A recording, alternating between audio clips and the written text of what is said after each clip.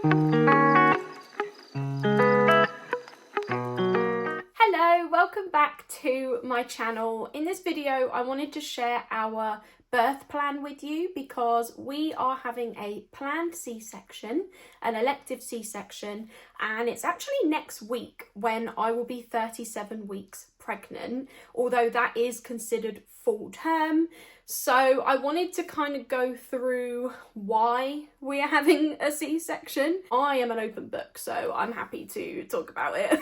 Where do I start?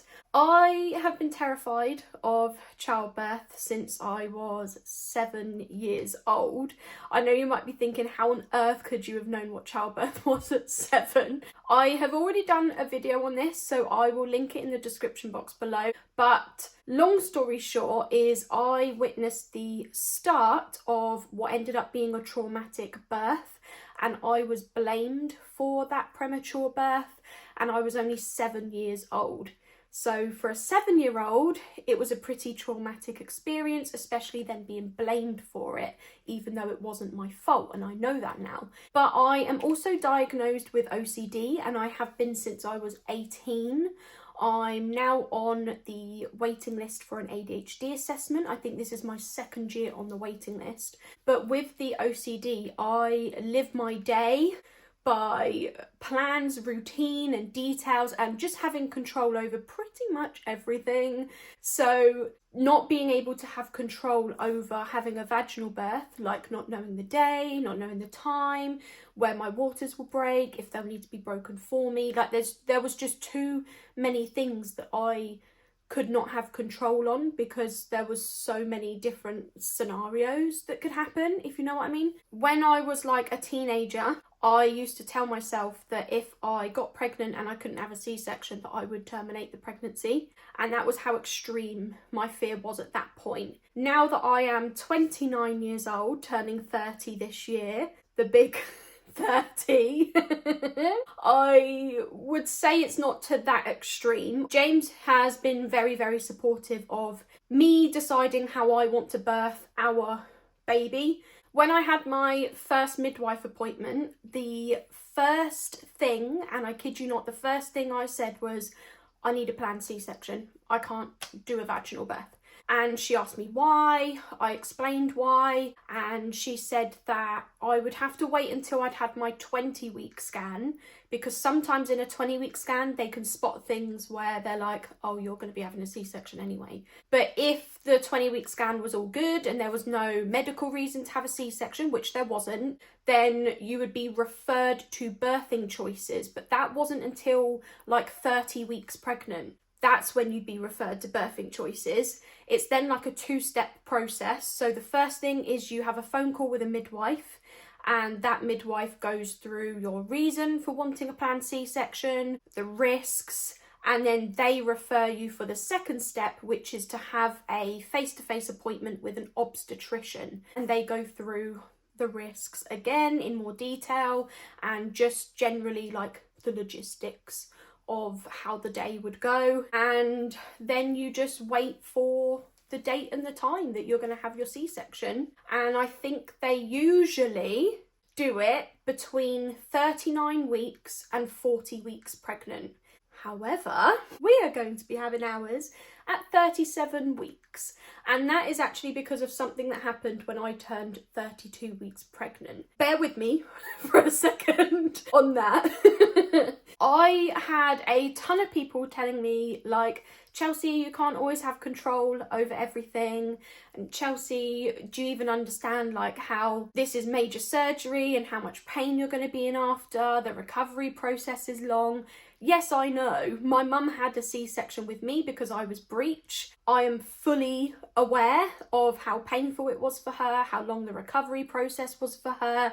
I honestly can't even tell you how much research I've done, how many medical professionals I've spoken to about this, but I feel so much happier going for a C-section than having a vaginal birth. And that is just what I feel like is going to work for me. So no matter who tells me that I'm making a bad decision, I'm not going to listen to them. But then one of our friends who was very, very passionate about vaginal births, she gave birth to her daughter in a midwife-led unit, which is actually within the hospital that we will be going to. It's only one level up from the normal delivery ward, and she said there were like 6 rooms, 4 of them had birthing pools, they encourage hypnobirthing, you could have music and change the lights, but if you were like, in the moment, I can't do this, I need an epidural, or if something went wrong, you literally would go in like a lift, go 1 floor down,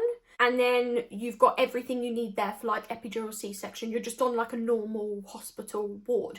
She had such a positive experience, and she actually said to us if our IVF didn't work, she wanted to be a surrogate for us. That's how passionate she was about birth. She missed being pregnant. Honestly, she had me. She convinced me. I actually ended up going to my midwife appointment, like the next midwife appointment, and I said to her, I'm going to do a vaginal birth, but I want to go to the midwife-led unit. And I booked in a tour for when I turned 35 weeks pregnant. That ended up being cancelled, but I did book a tour with them. And I was like, yeah, I'm going to do this. I'm going to have a birthing pool. I'm going to play Justin Bieber and Taylor Swift. And I'm going to have lighting dimmed, and I'm just going to make it a cozy room. And it made me feel so much more in control. As soon as I hit 30 weeks pregnant, things changed. The fear came creeping back in. Although I wouldn't say it creeped in, it flooded. A vaginal birth was the first thing that I thought of when I woke up. It was the last thing I thought of before I went to sleep. I was even having nightmares of having a vaginal birth and it all going wrong. And it was getting me really, really upset and emotional, but I'm quite good at masking and kind of like covering up how I feel with humour. So when I went to my 31-week midwife appointment, honestly, I sat down and I said to her, I cannot have a vaginal birth.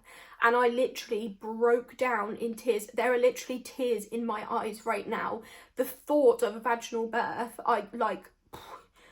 no, it cannot happen. And I literally broke down in tears, and she gave me the box of tissues and she was like, this is obviously going to be the best option for you. A C-section is obviously what you need.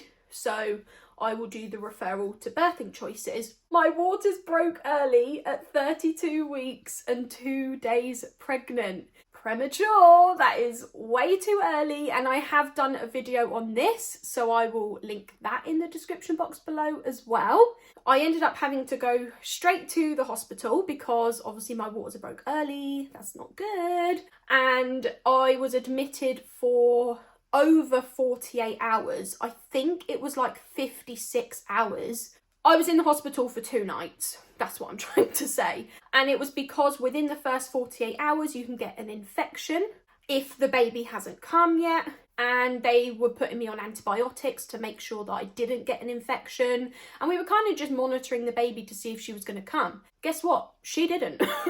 I am now 36 weeks pregnant. So my waters broke 4 weeks ago and our baby girl is still cozy in there. There's no way to know why my waters broke early. I have had to go to the hospital every week to have my blood pressure checked, my temperature, my pulse, bloods taken to check for any signs of an infection coming, monitors on my belly to just listen to baby's heartbeat and make sure she's moving, which she is. It's very uncomfortable when she moves now, by the way. I have had those appointments every week. And it has been a nightmare because although I appreciate it, like they're making sure that I'm all good, baby girl's all good, I have been leaking all day, every day, all night, every night since my waters broke. It does not stop. It does mean that for the last 4 weeks, I have been wearing always discreet boutique, basically women's nappies, and I've been wearing pads. I have not left my home unless going to hospital appointments. I have felt very, very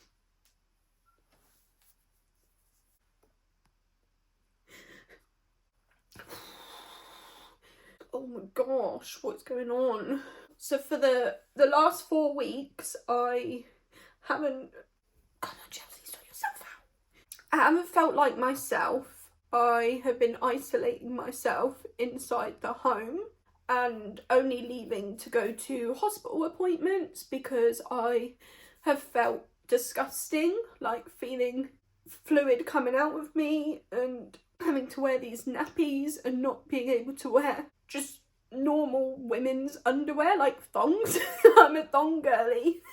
And I've had to wear like nappies with pads in, and I'm not more of a shower every other day kind of girl, but I've been showering every day because I feel so disgusting and I just feel grim and gross. And that's been going on for 4 weeks, and I've been at the point where I'm like, I just want her out, and I know that she can't, but I'm like, I just want her out so I can be myself again and I can be happy. And I haven't been happy at all, but I've been masking it and covering it up with humour, so I don't even think James knows like how much I've been unhappy.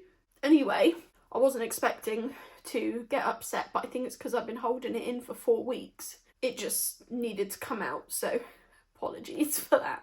I was getting questions from people that we know, like if the waters are broke early and there's the risk of infection, why are they not inducing you or doing a C-section? Why are they not taking her out? And the reason was actually because the risk of her coming out was higher than the risk of her staying in. If there was no infection, there was no need to actually take her out early. Her lungs wouldn't have been fully developed. She would have had to stay in the hospital until at least 37 weeks when she reached full term. But they gave me 2 steroid injections in my thigh. That burns, by the way. But it was to make her lungs develop quicker. But if at any point contractions started or I did get an infection, then she would have to come out and then stay in the hospital. But as long as no contraction started and no infection came, there was no need to actually take her out yet. But they said to us at 37 weeks, when she's reached full term, there is no need for her to be in there anymore. The risk of her staying in then becomes higher than the risk of her coming out. Because she's at full term now, the waters would have broke 5 weeks ago and there is no need for her to be there. So they wanted her to be either induced or a C-section at 37 weeks. They asked what I wanted to do. Do you want to be induced? Do you want a C-section? And I was like, well, actually I was already going for a C-section. I've already done the first step of the process, which was having that telephone appointment with the midwife. And now I'm just waiting for the second step of the process, which is a face-to-face appointment with an obstetrician. So I ended up having a face-to-face appointment with the obstetrician, and he didn't even ask me why I was going for a C-section. I'm assuming he already knew, but he didn't ask me any questions. He also didn't go over the risks, and when I actually left, I remember saying to him, I thought you were going to need to go over the risks. And he was like, no, because you've already done your research. All he did was just go over what was actually going to happen on the day. And then he told me that I would get a phone call to say what the day is going to be for the C-section. However, the day could change. Either because contractions start and she's decided to come on her own, or I get an infection so she needs to come earlier, or it could even be that other women had more priority and they then need to move my date. I had a phone call saying that we were going to be having our C-section on Thursday the 15th of May, but they didn't give us a time to be at the hospital yet because we would find that out a couple days before when we have a pre-op appointment with a midwife. However, I actually got a phone call yesterday saying that they needed to move the date forward. So we are actually now booked in for a C-section on Wednesday the 14th of May. And this time we were given a time to be at the hospital, which was 8 o'clock in the morning. I asked them how likely it is that the date could change again. And they advised that once they've changed the date once, they really try not to change it again. But this time they gave us a time and they didn't before. So I feel like it's a lot more set in stone. We've got a pre-op appointment with the midwife the day before. which is where they will go over the logistics of what is going to happen on the day. I did have to have an anaesthetic pre-op appointment, but that was a video call, and it was just him telling me how the anaesthetic works, like in the back.